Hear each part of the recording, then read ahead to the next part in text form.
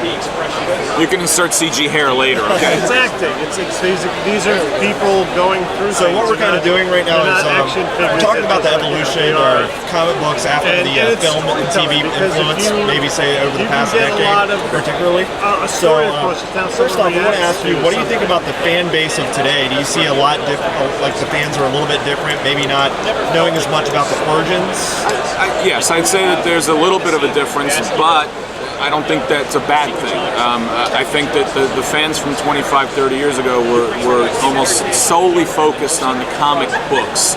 And I think that the fans today are looking at it from a cross-platform standpoint, and there's nothing wrong with that at all, because we're consuming our entertainment across multiple platforms in multiple ways. So I'm fine with that. It's no problem.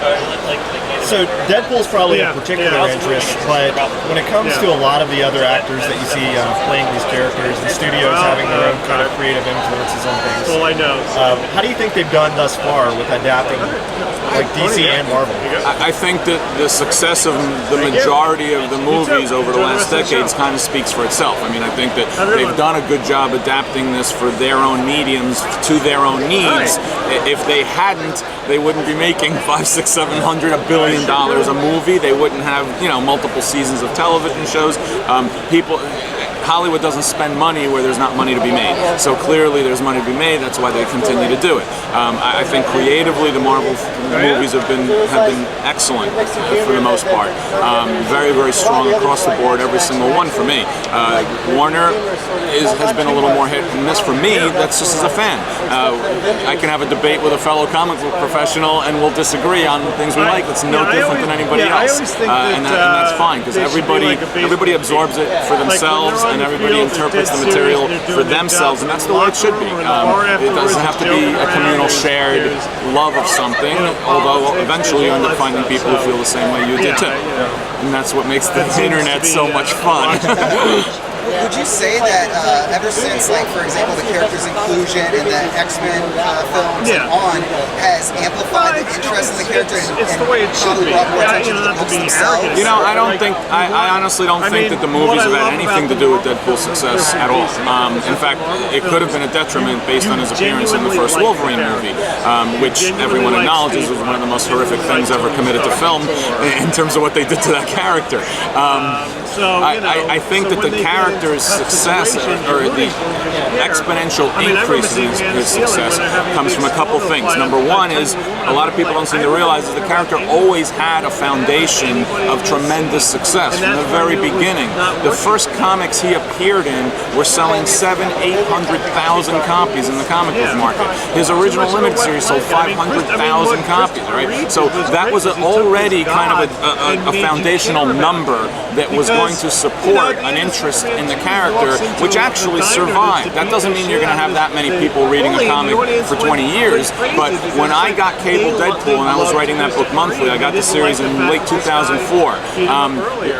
That was almost the bottom part. That was the low point of both characters. They just come off some failures in terms of what Marvel's publishing program had done to them, and I felt like it was an opportunity to revive them and resuscitate them, and I did, because the book lasted 50 issues, and it was 50 issues that was really, really strong and stable. It was never a great seller, but it had a stability to it that kept it going, and I watched the fan base start to evolve within the context of that book. By interacting directly with the readers through the letters page, and the readers started to, we got more and more letters that other companies weren't getting, other titles weren't getting. And I started to see the inklings of social media start to take place. That was around 2008.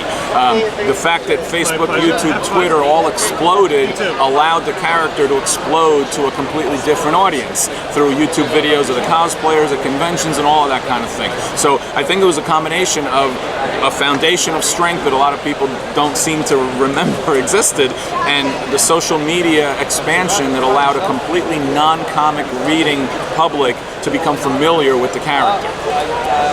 So let me ask you about Deadpool in particular. What is it about this character that you think interests fans so much? I mean, it's I think it started out as really like a cult character, and then it just blew up, like he just became... I think that I think that yes, it was a cult character in regards to the approach that was taken for him in comparison to other comics that were being published. The tone and attitude and style of the character was very different than the majority of other comic book characters that get published. I think that's exactly why he has resonated with so many younger people now. Teens and 20-somethings have grown up now through the aughts and through social media, feeling outcasts, feeling like they're outcasts, feeling like they're not validated and they only get validated by attention, feeling insecure. That's all psychopop, but it's the truth. That's what this generation thinks. To them, Deadpool becomes a lightning rod. It's a beacon of hope because he is an outcast, he is insecure, he is isolated, he is desperate for validation and recognition, and these fans then are willing to forgive the fact that occasionally maybe he'll behead someone, you know? So I find it an interesting, you know, incongruous dichotomy to the character, but I also understand 100% why people are into that, why they need something like that. He's anti-authoritarian in a time when people desperately want to be anti-authoritarian. He's rude and he's crude and he says things we wish we could say, which everyone says on social media under a banner of anonymity, but in real life they generally wouldn't say what Deadpool says to people. So they love that. They think it's Donald Trumpish. It's refreshing. You know, it's insane is what it is, but that's okay. That's why he's popular. So you've been immersed in the industry, the comic book industry, for multiple decades now, and there's definitely been an evolution where it's come from kind of a medium that people are enjoyed by fans, but it didn't make it into the film market too often. You'd see one every couple of years. Now it's kind of reverse roles where you see kind of comic book movies are becoming a predominant in Hollywood. Where do you see that evolution going next? Being in the industry, where do you feel it can grow from here? All right, well, first of all, saying I've been immersed is just a polite way of saying I'm old, and thank you very much for that. Very, very sweetly stated. Second of all is I think genres by nature have a cycle to them, and that traditionally they always have in the entertainment medium. Oh no. And hold on a second, Bob. And we're doing an interview, but that's all right because no one watching actually seeing what's happening, so they think I'm crazy.